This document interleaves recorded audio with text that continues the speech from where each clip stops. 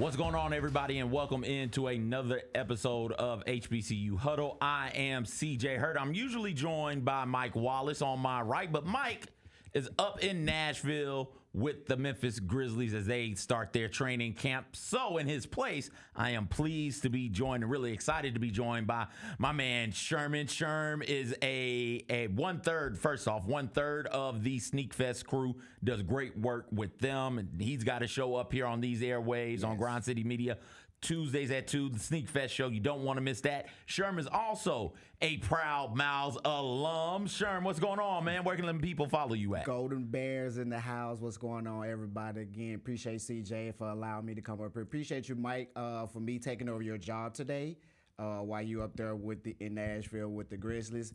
I don't have a personal social media, but you can follow Sneakfest on all social media platforms. But I do have a TikTok, so you can follow. I've been getting my little TikTok game up, my little TikTok content. So my TikTok is Sherm style. So make sure y'all follow me on TikTok. I'm getting my content up. You know what I mean? So yeah, I'm glad to be here. Glad to have you. Follow me on Twitter at ConRadicalness, on Instagram at new_ConRadicalness. Sound it out. Do the best you can. I don't know what to tell you with the spelling. I can't spell it most of the time. Brought up Sherm and Miles. We got a lot of stuff to get to. We've got cool HBCU homecoming sneakers. We've got a great interview lined up with Corey Allen. We're going to talk some about his HBCU college tour. We're going to do that. Of course, we're going to talk about last week's games and preview this week's games on the football field. But we brought up your alma mater, Miles, doing big things, Sherm. Doing big things. They recently acquired the Birmingham Southern College campus. That was something that Alabama A&M, I know, had interest in.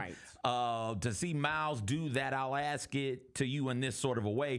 What do you think they will do or should do with that campus? So just when this popped up and I saw it and I sent it to you and Mike and all of us was talking about it, I was like, I love the move. I love what Miles has been doing within the last like 5 to 8 years. They've just been kind of going in and investing into the actual school, like the whole community around the school. Like they have built new dorms, new places, new areas for the classes to be held at. So when I saw this, I'm like, okay, maybe it's two things. Maybe they wonder would they keep it as what it is now and it's kind of like a sister underneath them, or would they change it and have it just like maybe have some of the classes like I would say like science. I mean like nursing classes, some that way, and just push that off so campus. that becomes just a nursing campus, like a nursing campus or something in that form to where it's not held on the main campus. They can have kind of their own entity over there. So I mean, it's exciting to see that. How far is this from the main campus? Don't quote me on that. I want to say just a guesstimate. Not gonna hold you to it. I want to say it's about 10 to 15 miles. It's not. Yeah, it's not. It's not far. It's not far. It's still in the distance, but it's not too far. It can't be a place where like freshman housing and then you can commute, right? Because it's too far for that. But it can be its own sort of standalone for a business department or something like that. The business portion of campus or the nursing portion. Okay. Cool. Yeah, I was excited. I'm excited about it also. It's good. The interest in HBCUs right now is as high as it's ever been. And a lot of these universities, not just Miles, North Carolina A&T, Tennessee State, they're getting the influx of college kids, right? Freshman year, you're getting so many of these. You need more space, and this is happening all of a sudden. I'm not sure if everybody's able to grow with the growing interest in the program as quickly as they need to. It looks like Miles is. I'm glad you mentioned it, because you mentioned that, like you said, the growth of these colleges are able to keep up with what the student body is coming in. Speaking of Tennessee State, they are receiving so many new freshmen and stuff into the fact that it's overwhelming, and they can't accommodate these new classes coming in. So it's like now, going back, so when I was at Miles and from 2000 to 03. When I got there, the campus was like how Lemoyne on is right now. So it was a very small campus. I mean, everything, it was tight, close-knit community. Close-knit community.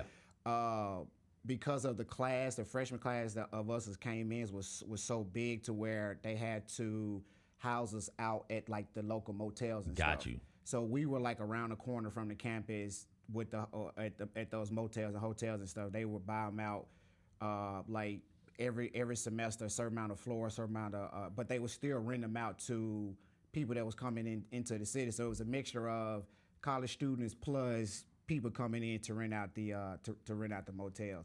So I've seen that now, and my daughter's at TSU right now, and we talk to her every day, and she tells us just how her being at TSU to where the campus is so overwhelmed with just all the students. Yeah. It's hard for them to house a lot of those students. So it's like they push them away, or they taking them in and they overcrowding.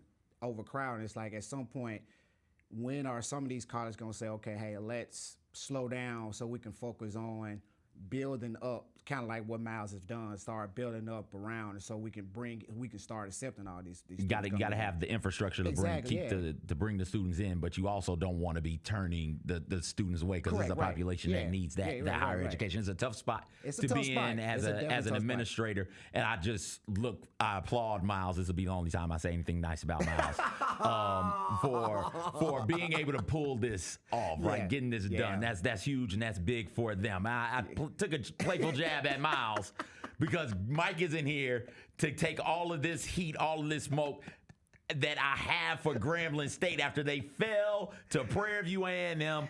You don't know this, Sherm. I picked Prairie View A&M to win the SWAC West. Then Prairie View A&M let me down a couple of times this season. I was like, yo, I'm off of it. And I'm on the Grambling train, Mike. I'm finally on the Grambling train. And what did the G-men do? They went out there and lost to Prairie View. They went out there and lost. Last week he was excited about you were behind Grambling. Like he was like, "Oh, you behind this?" You was like, "Yeah, I don't." Yeah, and I shouldn't have been. Something told me not to hop on that G-man train. Those damn G-men. But even though he's not here to catch this smoke, and therefore I can't blow it because he's not here. Zach Edey did blow him some smoke from Grizzlies Media Day. Man. Let's hear what Zach Edey had to say to Mike Wallace. I don't know if your Grambling State Tigers held me down. You had a double-double, but it wasn't like a monster double-double. You got us, though. 30 and 20. Was it 30? And 20. That's a monster double-double. How you remember that? 30 and 20. He played 70 games. No, Mike didn't remember. Mike didn't remember. We played them the closest that they played, though. Okay. That was a tougher game than y'all expected, though. I remember every game in the tournament for sure. But y'all were good. Say the last part of the question. Sorry, I got too hung up on that part. He didn't have a question. I just wanted to get my Grambling. After saying that was a monster double-double, you don't get a question. Yeah, I know. 30 and 20. Yeah, my stats were off. It wasn't a monster double-double. It wasn't a big double-double. It was a 30 and 20, Mike. 30 and 20. 30 and 20. Mike was still drunk off of the G-men success earlier in this season, man. Good grief. Well, he said that because we've talked to Zach. We talked to Zach. We know how he is. For the people who've never spoken to him, he's very laid back and calm. So for him, when this interview happened, he said that, I was like, oh, that calmness went out the door. I was like, yeah, I gave it to your team. If somebody is coming at you, but wait a second, we won and I had 30 and 20, my guy. What are you talking about? But Mike is up doing great work with on behalf of Grind City Media and with the Memphis Grizzlies. He's doing great work up there. So if you, and I assume we do have some fans of this show who are also Grizzlies fans. Correct. You absolutely want to follow him on social. My Mike Check. Yes. Follow the Grizzlies on Twitter at Mem Grizzlies, I do believe, on Twitter. Follow GCM on Twitter at Grind City Media, and follow them all across platforms, because there's a lot of great content coming out that you do not want to miss. Let's take a look back at last week's games. Brought up the fact that Grambling State ended up losing to Prairie View A&M. Mike did say on this show that classic does give Grambling problems. He did say that. It does give Grambling problems, and they did end up falling in that one to Prairie View A&M. And hey, this might be the spark that Prairie View A&M needs, turn their season all the way around. I know that Grambling State beat Jackson State 2 weeks ago. Correct. That wasn't a conference game. That wasn't a conference game. That was just an out-of-conference game, a regular season matchup. My thing is with that, regardless if it's a conference game or not, I think you should treat every game as it's that game, because you don't want to when it come down to playoff time, you don't want to look back at those games that you could have won or blew that team out for you to have that upper hand. And you look back, it's like, man, what if we would have played this? We wouldn't be in the situation that we are going forward to get into the championship game. Absolutely, absolutely. I only bring that up because you would say, oh, Grambling is 1-1 in the SWAC. Right. Well, not in the SWAC standings. Grambling is 0-1 in SWAC standings. Oh, wow, okay. That's because Jackson State wasn't a conference game. That is true, so Grambling State is starting conference play a bit behind the 8 ball, and they'll need to catch up, keep winning, and they'll need a little bit of luck, particularly Prairie View A&M losing a couple of games. Are you jumping back on the Prairie State? Prairie View A&M, I'm not sure. I need them to do it again. I need them to keep doing it. But we knew this conference was going to be, particularly the whole conference. We knew the conference, the whole HBCU sphere. We knew it was going to be wide open because you had a bunch of changes going on all over the place. Coaching staffs, coaches going from here to there. Players are leaving now in the NFL and playing professional ball in CFL, UFL as well. So you knew everything was up in the air. And this season so far is playing out just like that. Let me ask you this question, because you brought up a good statement you just said with the players coming from HBCU to the NFL. How do you feel that those scouts are looking at HBCU players to possibly bring them onto their team, even if it's a draft in the how many rounds? 6 rounds, 7 rounds, or just on the practice squad? How do you feel about? Or do you think that the NFL is really, those scouts are really focusing in on a lot of those HBCU football players? I don't think that. I think that coming out of the pandemic, one of the good things for HBCUs was a general interest in what they had to offer. Do you think that was because of Prime? No. Okay. No. Well, that was before. I think that he absolutely helped to amplify it. Okay. But the things that happened while he was at Jackson State, the All-Star game, the HBCU All-Star game, that was the big. combine. That comes with that as well. All those things have continued to go on after he's left.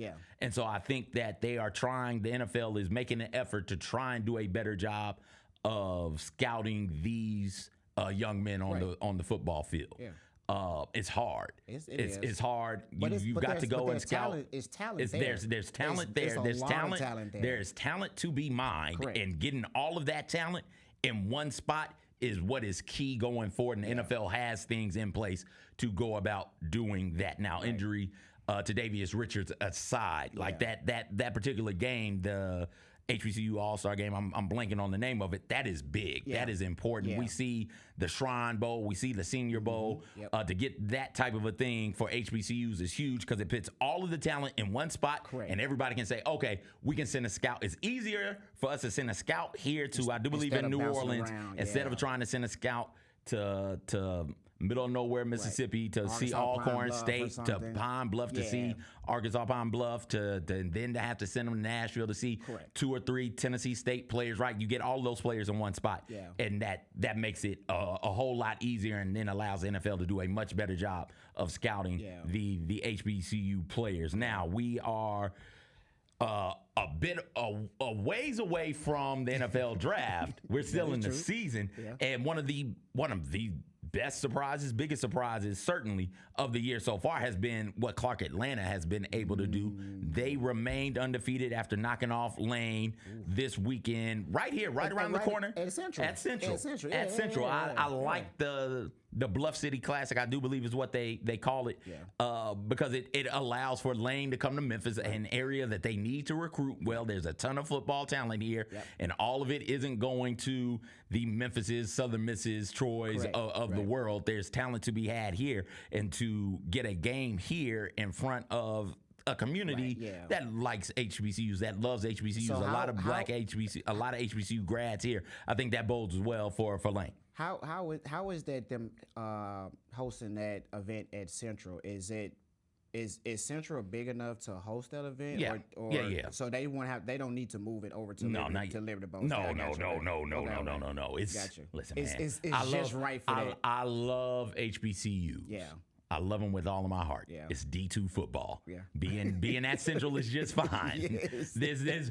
I don't think there's any D2 programs that you can put together to say, hey, come on, let's fill up a stadium the size of Liberty Bowl. That is true. Yeah. Simmons Bank Liberty Stadium, excuse me. In the game, though, Lane was in control. Okay. Lane was in control, and Clark Atlanta ended up coming back. When you look at the stats, Lane had 163 rushing yards on the contest as a team, and I'm a sucker for a good tater-toter. I love when they tote the tater. I'm with you on that one. 2 touchdowns as well, but then the wheels just sort of fell apart. Credit Clark Atlanta for going out there and making plays when plays needed to be made. Clark Atlanta's quarterback, one of the best D2 quarterbacks in the nation.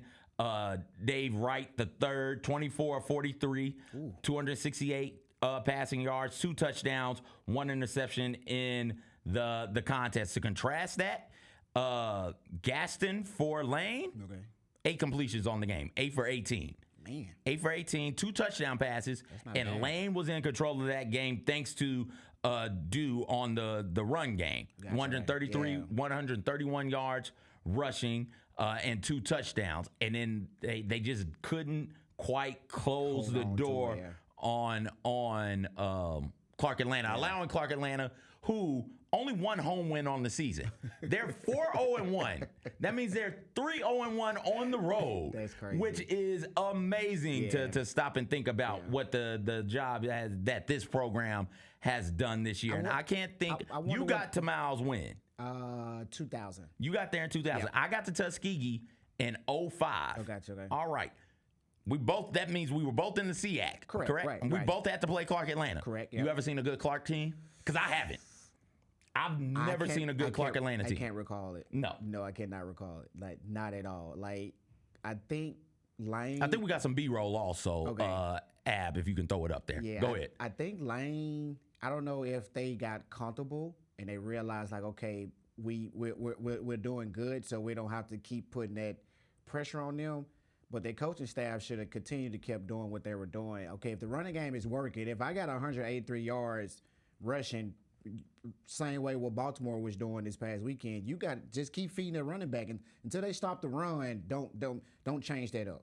Yeah, absolutely. And this is a Clark Atlanta team who stepped up a division when played FCS Bethune-Cookman. Now it's Bethune-Cookman. I'm not saying they're a juggernaut, but they should absolutely be able to have better athletes than what a D2 school has. Certainly better than what a Clark Atlanta's should have. Right. And Clark Atlanta went out there and won on the last-second field goal. They got the win over Lane College as well. This is shaping up to be what feels like a pretty special season for Clark in that the powerhouse, the juggernaut that is Benedict isn't in the SEAC right now. Right. Like Benedict is still there, let me be clear. Right. But Coach Berry is gone to South Carolina State. And so that program is undergoing a bit of changes, stage, yeah. right? Just some changes, not necessarily a rebuild, but it's not 100% of what it has been the past 3 or 4 seasons. So that's open. Tuskegee is down as well. It feels like this SEAC race is going to come down to Clark Atlanta and Fort Valley State maybe. And that is something that I did not see. I also did not see David Wright being second in all of D2 in passing yards right now, right? 1,500 already on the season, 4 games in, 1,579 passing yards. When you look at passing touchdowns, David Wright, second in D2 with 16 passing touchdowns. That's not second in D2 HBCUs. Right. That's Clark Atlanta, David Wright III, and Zach Zabrowski of Central Missouri. Like, it's only Mrs. Zabrowski in Central Missouri that has more passing yards and touchdowns than David Wright III right now. And that's really impressive to see from Clark Atlanta. Do you think, and I'm sure because the way we're talking about, like we said, you mentioned Clark Atlanta having a good, we can't recall Clark Atlanta having a good football team. I don't think anyone in the world would have, or HBCU community would have thought that we would be saying that that Clark Atlanta is possibly up there to win that division title. Yeah. Like, It's Clark Atlanta. Johnson C. Smith is another one of those surprises, and we'll talk about them in just a moment. Let's get to the players of the week this week in the MEAC and the SWAC, Sherm. Okay, we got the MEAC Player of the Week. We got co-offensive Player of the Week from North Carolina Central. Quarterback Walker Harris. He completed 19 of 25 passes. That was 76% completion rate, which is not bad at all. He threw for 245 yards. He also had a season high 4 touchdowns. That's big. That's big. And they won 37-10 over Norfolk State. Dominated them. They definitely dominated them. Four touchdowns, man, 245 yards. That's good. South Carolina State quarterback Eric Phoenix. He completed 22 out of 33 passes for 367 yards. He threw for 3 touchdowns. Yep. Man, these quarterbacks are. He also threw 2 interceptions. I thought about making him player of the week, but the 2 interceptions got me, dog.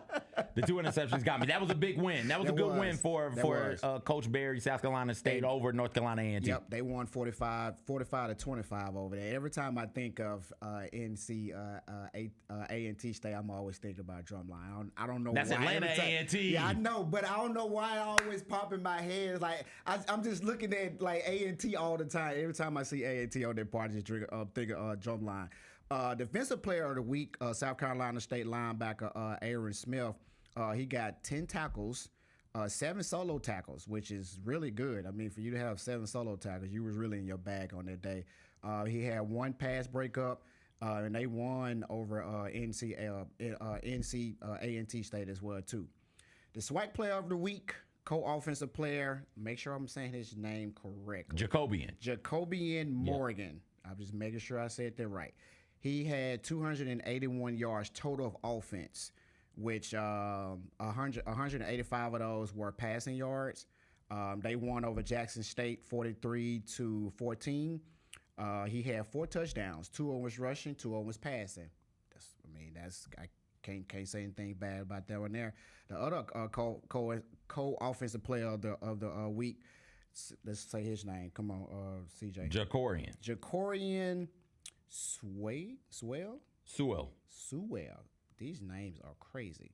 He delivered and dominated over Alcorn State. They won 42-21. I said over Alcorn State. He's played for Alcorn State. Yep. They beat Mississippi Valley State. He threw the ball 12 times for 164 yards. He had actual impressive 13.7 yards per carry. Like that's pretty good. He broke free for a 55-yard touchdown run. So shout out to him on getting that co-offensive player of the week. Defensive player of the week for the SWAC, we got Edwin.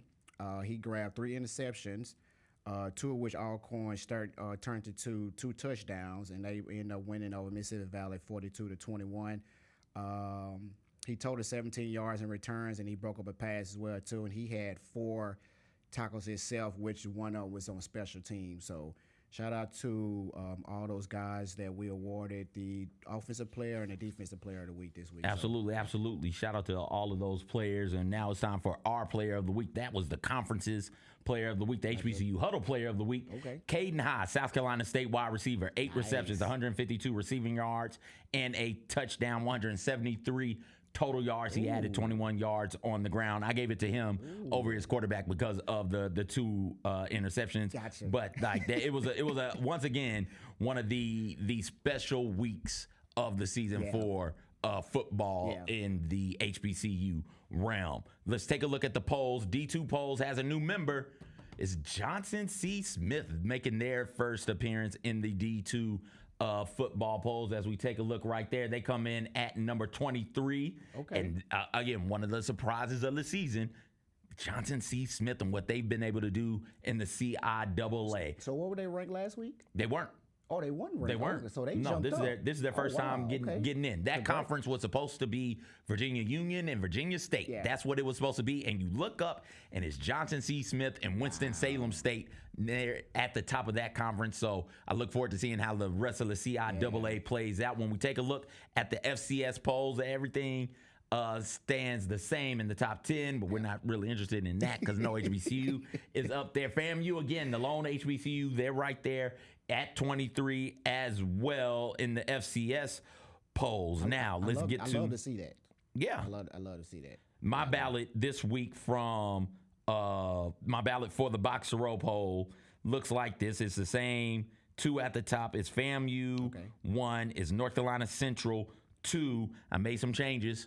I got Morgan State at 3. That's the Box to Row poll. I got you. So Box to Row has FAMU 1, North Carolina Central 2, Jackson State 3, with all first place votes going to FAMU and North Carolina Central. I was one of the ones to vote FAMU, so that I'm one of the 13 there. North Carolina Central's got 8.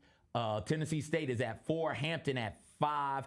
Grambling State, following their loss, is at 6. They dropped down 2 spots from 4 last week. Alabama State remains at 7. Johnson C. Smith up from 10 to 8 in this poll. Clark Atlanta is in at 9 in the Box to Row poll, Box to Row media poll, and South Carolina State comes in at number 10 following their win over North Carolina A&T. And go back to, like you said, we keep bringing this up, Clark Atlanta, 4-0-1. 4-0-1. 4-0-1. I don't think we would ever said that. No. Before. So mine looks like this. My ballot looks like this. FAMU 1, North Carolina Central 2, Morgan State 3, Hampton 4, Howard 5. Morgan State, Hampton, Howard, transitive property of equality, right? Morgan State beat Hampton. Hampton beat Howard. Therefore, Morgan State has to be ranked above both of them. I look forward to seeing Howard and Morgan State get it on the football field. Grambling State at 6, Jackson State at 7, Tennessee State at 8. I got Tennessee State way lower than they do in their poll. Johnson C. Smith 9, Alabama State I have at 10. I've jumped Alabama State back up into the poll. I think I like yours better than what they have it. Like I was kind of looking at that like, okay, I wonder what they was basing it off of, because your ranking is way better than theirs. I don't know if it's way better. There's none of this stuff matters. All that matters is at the end of the season, what does it look like? And it's hard right now to piece this together because there's so many of these games aren't like on like. Right. It is, you're either playing up or you're playing down. You're either getting that buy game money or you're paying for a buy game. Yeah, correct. That's how you end up with Clark Atlanta taking on Bethune-Cookman. Yeah. That's how you end up with pick a North Carolina Central, I think, played North Carolina, right? Like those aren't like on like. So it's hard right now to figure out how good these teams are. Right. But as we progress through the season, like October is when we start to find out. Like what is Alabama A&M? What is Alabama? What is Morgan State? What is Howard? Right? We begin to figure that out as the weeks go on. So I look forward to seeing how it all shapes out. Speaking of figuring it out as the weeks go on, it's time for the HBCU Huddle game of the week. The tail of the tape. We got FAMU taking on Alabama State. FAMU's all-time record 595, 340, and 22. Their current record 2-2. Notable alum of FAMU, Anika Noni Rose. For those of you who don't know, she's the only Disney princess with a real job. Shout out to Tiana, my princess. Player to watch, Daniel Richardson, who's completing 67% of his passes for the Rattlers, 14th highest in the nation. 67? 67%. That's good. And the highest among FCS HBCUs. On the other side, Alabama State, 523, 511, and 41 all-time. Current record of 2-2. Notable alum, Ricky Smiley. For those of you who don't know who Ricky Smiley is, he's a Comic View Season 13 host. James Burgess, star defensive back, is a player to watch on a defense that is absolutely loaded. And if FAMU is going to stand a chance, it'll be about how to do that. It'll be what can this offense do against an Alabama State defense that allows the 15th fewest first downs in the FCS, holds opponents to 30% conversion rate on third downs, which is 17th in the FCS, and JSU is the only FCS HBCU that is better. They allow the 12th fewest passing yards in the FCS, and they allow the fewest yards per completion in the FCS. They allow 16th fewest rushing yards per game, 11th fewest yards per carry at 2.9 in all of the FCS. They keep opponents out of the red zone as well, just 12 opponent attempts inside the red zone, which is top 10 in the FCS, with a conversion rate of about 67%, which is also top 10 in the FCS. They allow the 9th fewest points per game in the FCS and the 6th fewest total yards per game in the FCS. Like this Alabama State defense,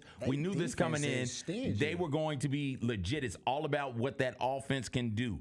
Now, listen, they figured out we're going to run the ball, we're going to play field position, time of possession. Right. Fine. What can you do, FAMU, offensively to get them out of that? I look forward to seeing how FAMU's offense and how Daniel Richardson stack up against this Alabama State defense. I look forward to that a lot, Sherm. That defense is stingy. Yeah. Like, that's a stingy defense. But I'm hearing the stacks on the defense, but I'm still trying to figure out they're 2-2. So it's like they're not playing like on like. Gotcha. Yeah. They're not playing like on like, defense and they playing mess. Good. Offense is not doing what they supposed to do. Some of that is the case. They slipped up against first game of the season, North Carolina Central. So they lost, and North Carolina Central is 2 right now in the HBCU poll. I do believe it was North Carolina Central, and then they played. I can't remember which FBS school they played. Gotcha. Okay. So if you just look at what they've done, they like got on hit like hard first. If you look at what they did, like on like, it would be they'd be 2-1. Gotcha. Okay. But again, we're about to find some things out. Let's look at the pick sixes from last week. Mike's not here, but he went 5-1 last week. Overall record of 23-7. He hit on everybody but Grambling. His own team. But Grambling. His own team. If we go to mine, I also went 5-1 last week. I got a 19-10 overall record. I hit on everybody but Grambling. Wow. Golly. As we look at this week's pick six, last week we didn't have a whole lot of discrepancy in the picks. Yeah. This week we do. There are 3 games where Mike and I differ on picks. Okay. Mike has FAMU over Alabama State.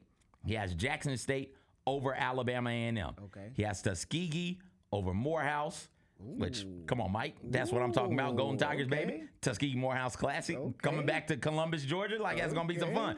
Virginia Union over Winston-Salem State. Morgan State over Lincoln. And Arkansas Pine Bluff over Alcorn State. Those are Mike's picks. What do you think about this so far? Let's go to my picks. Okay. Alabama State over FAMU. He got that one wrong. I think that Hornets defense is legit. I mean, the way you just called out them stacks, I mean, yeah, I can see that. Yeah. I think they're legit, so I will take them. I will take Jackson State over Alabama A&M. Okay. Jackson State just finished beating the hell out of Texas Southern. As long as they don't turn the ball over, that's what killed them in the Grambling State game. They had 5 turnovers. As long as they don't turn the ball over, they'll be fine. I'll also take Tuskegee over Morehouse. I don't care how bad of a season it is. One thing Tuskegee's going to do. You cannot go against your own. You can't go against your own school. I can. I absolutely can. But I won't, because no matter how bad a season it is, one thing Tuskegee going to do, they're going to beat the hell out of Morehouse, baby. And it's back in Columbus. I know that city is buzzing right now. My mom stays there. They're all really excited to have that game back in Columbus. Winston-Salem State over Virginia Union. I think this is their year. I think it's Winston-Salem State's year, and Virginia Union loaded. They got Jada Byers. And as long as you have a player like that, you can do anything. But I think that the planets have aligned themselves to make this Johnson C. Smith, Winston-Salem State, and Clark Atlanta's year. And I don't think we've ever seen one of those, let alone all 3 of them be good, at the same time. Come on, man. Give me Winston-Salem State. I'll take Morgan State over Lincoln as well. And Morgan State just has too much D2 versus FCS, so Morgan State ends up handling them pretty well. And then my last pick, I will go with Arkansas Pine Bluff over Alcorn State. Let's see what ends up happening there. Yeah. Let's see what ends up happening. I think I like both. I'm the only one I'm switching on yours is the reason I'm taking this, I heard the stacks of Alabama State, but I'm taking FAMU because a close friend of mine, daughter, she's her freshman year at FAM. So we go. I'm giving that to FAMU just because this is her freshman year down there. So I that's the only one I would switch up. But everything else look good. I like that. All right, listen, we got to take a quick break. When we get back, we'll talk to Corey Allen, the executive director of Fall 2024 HBCU College Tour. We'll talk to him about the college tour, the application process, and more coming up next. You're listening to HBCU Huddle right here in the Built Ford Tough Studios on Grind City Media.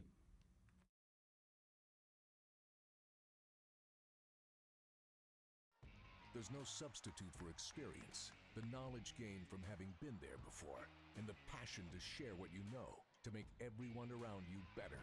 It's true in basketball. It's true in banking. Grizzlies Checking from Pinnacle. Play hard. Bank easy. Open a Grizzlies checking account with at least $100 and a recurring direct deposit by August 31st, and you could receive a $200 direct deposit bonus into your account. Details at grizzliesbanking.com. Member FDIC. Sonic Radio.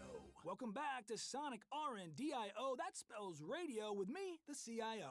This just in, the new Sonic $1.99 menu lets you build a crave-worthy meal for just $1.99 an item. Whether that's a creamy shake, crispy tots, or a quarter-pound double cheeseburger. This just out. Ostriches. They're mean, not very cute, and in my opinion, way too big for a bird. Don't miss the Sonic Fun 99 menu. 5 items, always $1.99. Live free, eat Sonic. Tax not included. See menu for details. Maxwell in concert. The Serenade Tour. October 16th at FedEx Forum. Maxwell.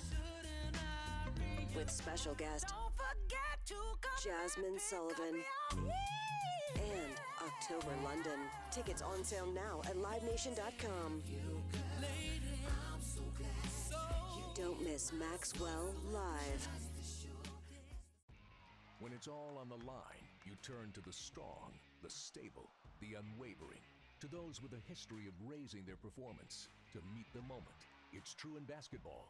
It's true in banking. Grizzlies Checking from Pinnacle. Play hard. Bank easy.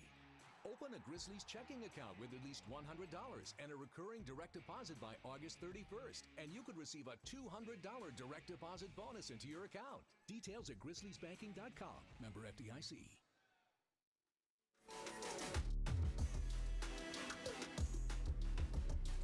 What's going on, everybody? Welcome back into HBCU Huddle, built for Tough Studios, Grind City Media. Please, excited, overjoyed. We got Corey Allen here, Executive Director of the Fall 24 HBCU College Tour. So, Allen, I send my nieces on your tour all the time. I got another one coming through, baby. Oh, good. I got another one coming through. Which one is she going on? She's going on as many as we can afford. Okay. As many as we can afford. Here's what we did. We said, I know you got the Southern Tour October 5th. You got Tuskegee October 19th, Alabama A&M November 2nd, Jackson State November 9th, Grambling State November 9th as well, UAPB November 23rd. Right. And I said, hey, where do you want to go? She said, I want to go to Jackson State. I want to go to Grambling. I want to go to Alabama A&M. I want to go to Southern. I want to go. It's like, wait a second. You're naming all of them, child. Here's what I'm going to do. I got half on it. Yeah. I got half. Your mama can give you the other half, or she can give up a quarter and you give up a quarter. I got half on it, man. I'm just so excited that she's interested in going on these things. And what does it mean to you to be able to put these types of events on for the community? Well, first, would you believe there's actually parents that pay for their kids to go on multiple tours? Yes. I can believe that. And I'm probably one of those parents that would do that. Yeah, for sure. Yeah. There are parents that that I had a parent that they pay for Alabama A&M, Jackson State, and then Pine Bluff. And then what I did was I refunded her the Pine Bluff tour. I just thought I'll hold it. Because that's a lot of money to invest. You're talking about $85 twice, $65 twice, and then $55 twice. Yeah. Right. So what I try to do now that it's getting kind of a bigger again, I try to hold that spot, and then I'll send you the payment links where you can pay, because what happened in the past, guys, that before the pandemic, I wasn't canceling tours. Tours were just happening. They were going. I was getting, I was having 2 buses, and then after the pandemic, I was happy to cancel tours because tours wasn't getting full. Yeah. This for the excitement now for this weekend, I've tried the Southern tour twice. Okay. And that bus was full right after Southern Classic. But would you believe it, like on the flyer, it'd say last day to pay was on 28th. 28th, right, yeah. I've had to refund 16 people. Because they pay after the. They can't. People were paying like last Thursday, last Friday, and as I was driving to Dallas on Friday, I'm seeing people pay, and I got to my hotel, I'm seeing people pay. Some people paid yesterday. Wow. So if in a trip like that, you really can't do two buses, because that trip like that is like $4,000 for a bus, right? And to think somebody's going to pay $110 that for that much. And what I did was, when I realized I was tours were counseling, I realized it was the cost of the gas and cost of the bus at the pandemic. But what I did, I raised $6,000 this year, this summer, to put on the bus to make the bus cheaper. So what I do when I do it, the foundation don't make any money from the tours. I look at the bus and I divide that, and I look at if the school's charging to go for high school day, what I'm gonna do for breakfast and lunch, and that's how I come up with the pricing. Yeah. But I'm very excited to have, the Southern tour full. Alabama A&M second bus. Jackson State, I'm on the second bus. Tuskegee, I'm probably you probably got like 5 or 6 buses for Tuskegee. It's a glorious university. Honestly, he would say that. Exactly. I was about to say it too. He would say that. Yeah, he would say and that. actually, the ones that I have like 20 seats left is the Grambling and Tuskegee, but Jackson State and Pine Bluff, I'm on the second bus. That's incredible. And you got to think about that. Why? Because one is an 85, one's 65, and one's 55. Gotcha.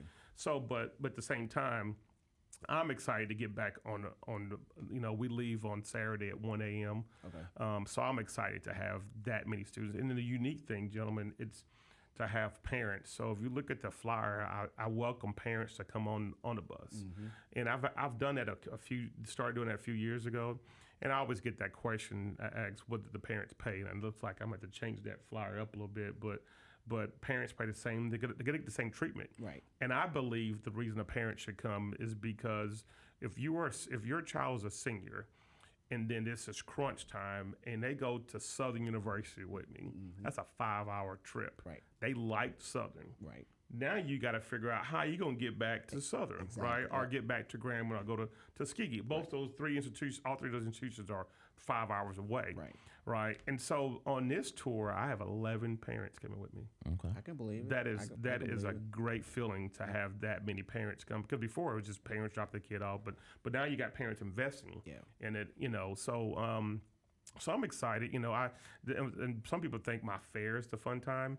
I enjoy the college fair, but I enjoy to have 50 kids on the bus that I don't know, because some of these kids I'm going to know eventually, but don't know, riding them and guiding them and getting them on the campus and taking kids, A, to places they've never been, and B, taking to a place that they loved. They've always thought, I want to go to, because it's different going to a Southern Heritage Classic and seeing 2 HBCUs play and seeing the band. Yeah. But when they're on campus, see the campus life. Exactly. Totally different. Totally different. You're seeing the student leaders. You're seeing the Greeks. You're seeing you're seeing the academics. So it's a different field. And every school, high school day is different. Yeah. So speaking of academics, you just brought that up with the parents and the students coming in. What information can you give out to them when it comes down to like registering, like to come to these colleges and admission and all this stuff? What type of information can you give out to the parents? When they go to the fair or to the college? Both. Let's do both of those. Let's do to the college first and then to the fair. So when they go on this college tour this Saturday, right? So if you're a senior, you're a senior, you want to bring your transcript. So what most times at a high school day, you get there, you register. And then they'll have an hour and a half of just a room with just full of all their academics. Gotcha, okay. Right. And then there's a time when they can apply as a senior. And then they're going to have a presentation and talk about how their admission process works. Right. And then the financial aid department, they're going to have housing. And all that is giving that day you're there. Yeah. And it's just a closer up look on what happens at how that school does their process. Yeah. Now you come to my fair, it's different. You have that one-on-one time on when that recruiter is giving you information. Gotcha, okay. So when you go to a high school day, everybody is involved from the president all the way down to department heads, because they have at some schools, like I guarantee you this weekend there's going to be over 3,000 kids there. Oh, I'm sure. And when you say high school day, this is a day for those of you who don't know, and correct me if I'm wrong, when a bunch of high schools get together and they show up at the request of the college. Or high schools, individuals, or community people like myself. Right. And so they show up on the campus, and the college has a bunch of information, a bunch of activities, a bunch of fun things for these students to see and participate in, and to see if that student likes the university, and then to go forward with the application process. And one of the tough things about applying to colleges is you can't visit every school. So doing what you're doing is huge, impactful, and very, very important, because you provide an affordable way to get to these schools and then get back home. How did you get started doing this? That's a good question. Man, when I moved to Memphis, and it's funny to say that because this is the 14th year. Really? Yes, and I moved to Memphis in 08. Okay. And I started the vision of it when I moved there. I realized kids were not aware of HBCUs. They just knew of the Alcorns, the Jackson State, Tennessee State, and Lemoyne. The ones that they hear. Exactly, exactly. So my vision was, and so most of you might not know, when I first started, it was all circled around a basketball class. Yeah, that was 2001, correct? Right. So I mean 2011. 2011, right? Yeah. So I did it since I'm an ex-college basketball coach. I created an idea to bring small black college HBCUs here to play a 2-day classic during the Thanksgiving weekend. Because my vision was, everybody sees a Grambling play, but or Jackson State, but that student athlete has probably never seen a Talladega or a Philander Smith or Wiley College, right? So that's what it was. It was a 2-day fair. It was a 2-day game. Then I would do a fair week before, and I would host a HBCU night at the Westin. Okay. Right. And we all know when you do a HBCU event, you gotta have stuff leading on to the main event, right? Yeah. Right. Yeah. So that was year 1, and then year 2 was the same, year 3, and then what made me change, then the fair, you guys, became a 3-day fair. Oh, nice. I would put recruiters on a charter bus, and we would go Whitehaven High School for an hour and a half, Hamilton High School, and then Mitchell. That'd be the day. Yeah. Gotcha. So I was taking them to schools, and then next day another 3 schools, next day another 3 schools, and I would host a evening fair like I do here, right? Yep. And then when I realized I did that 3 years, so I'm moving up, and I'm thinking I'm only impacting almost this less than 1,000 kids. Gotcha. Right? It's not a really big impact, right? So then I thought of, I remember getting an email or call from the Little Rock alumni, the Grambling alumni chapter. Hey, we're taking kids from Little Rock to Grambling. How about you see how your kids can go? I thought, well, let me just put my own bus together. There it is. And my own flyer. And that's so at my first flyer, it said Grambling State University. I remember it was $75. And then that was a fall. It was a football game. And then I remember, guys, what was the unique thing about this is when you don't realize when you're impacting kids you don't know. So I always, that day and to this now, when we come back, I get off the bus first. I always say a speech to everybody, and I get off the bus, and I shake every kid's hand. Yeah.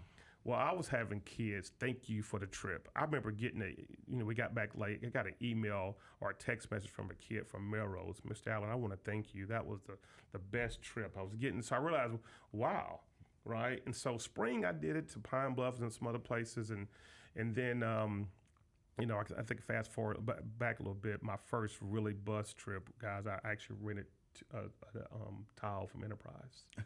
Wow. I took 4 kids. Wow. I took 4 kids from.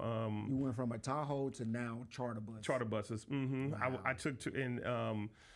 took a kid from 3 kids from Booker T, and then another school, Washington. Right? And then today that young lady, who I was telling the story, she ended up going. I took them to a spring game, right? Yeah. And it was three of them, and they all got into Pine Bluff, and to this day, one of them she graduated from Pine Bluff in December 2018. Nice, right? I went to her graduation, helped get a job in Dallas, and now she's back here teaching.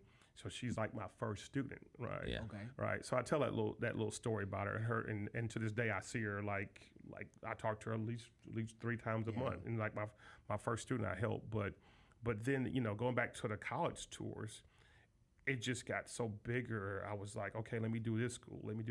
Then I started doing FAMU, right? Mm-hmm. When I took 50 kids to FAMU, and I woke up in that hotel thinking I just took kids I do not know, overnight trip. Yeah. And it was the greatest feeling to realize nothing happened. Right. You know, and my vision just grew bigger and bigger. Yeah. You know, now the fair is 6 days. And now I do regional. So like this fall fair, I will be taking the recruiters to Jackson, Mississippi, and the fair will be held in Jackson State. And so we'll have schools there get bused to us. In the spring, I do Little Rock.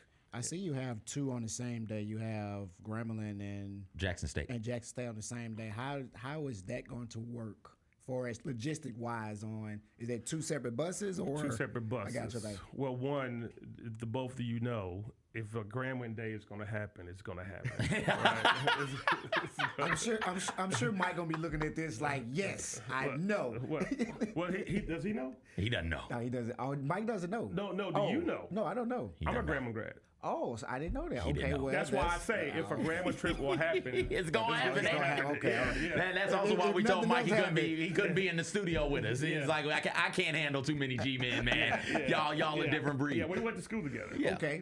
Yeah. So that's why I made that comment. If a Grambling trip is gonna happen, it's gonna happen, baby. So like I give you a good example. I get phone calls and parents say, well, what tours will you have in the spring? I say I can guarantee you a Grambling trip is gonna be on. Well, I mean, I don't see a Miles on here. I'm trying to figure out why Miles Golden Bear is not on here. Well, they come to my fair. Okay, but I'll have to think, because you got to think about it too. Everybody wants me to go far, but it's hard to get that many kids interested in one school like that, right? Yeah, I almost have to do kind of like what the guy I just talked to him over in Grizzlies Youth. He's taking. They're going Jeffrey. Jeffrey. They're going to the Triangle. They're doing Morehouse, Spelman, Clark. They're doing and Morris Brown. I'm sure will be a part of that. Yeah. Ms. Allen, two more things before we let you go. Thank you first off again for coming in. First thing, how impactful or how much help have you gotten from the Grizzlies? I was at the college fair last year. That was right down here in the FedEx Forum. Saw a lot of kids not only come through and get more information, but get offered scholarships, make commitments, that type of thing. How impactful and important has the Grizzlies help been for you in the college fairs? It's been a huge partnership. In the spring of 20, I was nominated as the Grizzlies Empowerment Award. Right, and thank you. And ever since then, I want to say Obituary really tried even before to have the foundation part of it. Right. Yeah. And you know, when you're talking about things about being intentional, she was really. And then when it happened, she goes, "Hey, we got this Pepsi Stronger Together program. I'm gonna put your foundation under that program." Gotcha. And the funny thing about it, guys, I came from Coke. I worked at Coke all the way to the pandemic. Right. Oh, wow. And then when that happened, I was like, okay, I guess I can do it. Yeah. The pandemic happened, they let us go. I don't work for Coke anymore. Sure, Pepsi will be involved. That's great, right? Yeah. And so, man, the Grizzlies have been really supportive, man. I remember the first time, maybe in fall 22, I had the fair here for the first time, and I think last year was the second time. But the just the support. Even when I have it at the Memphis Sports Complex, Mike is there. There's always somebody here to help with it. They're really supportive of it. If you talk about community partners. Yeah. And I think last year, Jeffrey had kids go with me on a tour to Valley. Okay. Mm-hmm. So it's when you talk about people supporting, like Nike. Nike is a supporter, but Nike also has volunteers at each of my fairs and each thing they do, so I'm very, very grateful, because once again, I tell people all the time, I never thought this idea would be this big. Yeah. People think it's my real job, but I never thought it'd be this big, because the vision has gotten there and bigger and bigger and bigger. And then I always think of how I can help the student, help the counselor, and help the school, and make it all, when kids come to my fair, they register in a database. Yeah, gotcha. So that database is over 25,000 students. Wow, and that was going to be my question to you, like statistic-wise. How do you keep up with the students that comes to your fair or goes on these college campuses? How do you keep up with them actually enrolling into these HBCU colleges? So what happens after let's say towards that September, I'll get a list from the schools, and then I email each kid and ask, and they send. Nice, Yeah, and so some of it's kind of you know, how they kind of like noise in the room about the data. Yeah. But some of it's just true data of kids that are at those schools, and then so you got schools like Bethune-Cookman, FAMU. This year I have Compton State coming down, Delaware State coming. Those schools understand the mission of the foundation, and they love coming here and getting kids. So the young lady you said that graduated and you helped her get the job in Dallas, was that your first? My first. Your first and only? Was that the first and only alumni of the program, or have you have? Oh, others? Ben, I think Sherman. I think there's probably 3,000 other kids that's graduated. Yeah. Man. Yeah, That's yeah. amazing, But yeah. matter of fact, I don't know if y'all know this, but at the end of the year, I do this thing called the HBC. I call it the Foundation Signing Day, right? So for it's like a senior who's with me on tours, fairs, and then at the end of the year, I want them to come up and announce what HBCU they're going to. So I'll always get an adult to come and speak. Well, this year was the first year I had a young lady that I put in. She went on tour with me in FAMU. She went to Tennessee State. Her name was Mariah Rhodes. She was Miss Tennessee State, and then she went to law school at Ole Miss. So she graduated. She was my keynote speaker. Okay. So then the person to host it is a young lady that I put in Pine Bluff. She graduated in a week later and now she's nursing. So basically what I'm doing, those same students that have been through the program, they're now the alumni of it. And so they were the keynote speaker and talking to those students. Gotcha. So now every year I'll use a student who's been through the program and all that. So I get a lot of students that want to come back and help. But yeah, I didn't have some students, y'all. I remember I was at Office Depot buying something, and I think I used my foundation card to buy something, and the lady says, "So you're HBCU awareness guy?" I said, "Yeah." She goes, "My daughter went to Cordova, went to Xavier, and is now in medical school because of your program." Wow, that's great. That's so amazing. Love to hear that. Yeah. So those are ones I get chill bumps with, you know, that I don't know. Yeah. Because you never know the kids who've gone through the fair and have gotten scholarships and they've gone and you know, because but those are the things that moves me when you don't know the kid. Yeah. And they've been impacted that way, and you know, at the end of the day, You did your job. I did. Yeah. Corey, where can people find out more about the tours, and where can they go to register, get more information, all of that jazz? So you can go to the foundation website, HBCUawarenessfoundation.org. That gives you the history about the foundation. That gives you the different partners. You can go there and pay for your tours. That gives you the update of when the fairs are. And if you want to be a volunteer, you go there and click, "I want to be a volunteer." Awesome. We could talk to you for another hour and a half about this, man. I promise you. And we probably will off air. Yeah. We ran way too long, so we're going to end it right here. Thank you guys so much for hanging out with us. Sherman, thank you filling Appreciate in. you. And we Thank might you. have to get you back next week because it's some Adidas HBCU collabs that we need to discuss, have to man. talk about that we those. need to talk about. So we have maybe to talk about we'll those. figure it out. But for you guys listening, viewing, where am I at? Right there. Thank you guys so much for hanging out with us. For Sherm, for Corey, I'm CJ. Also for Mike, we Appreciate thank you very guys. much. We'll holla at you. Oh yeah, because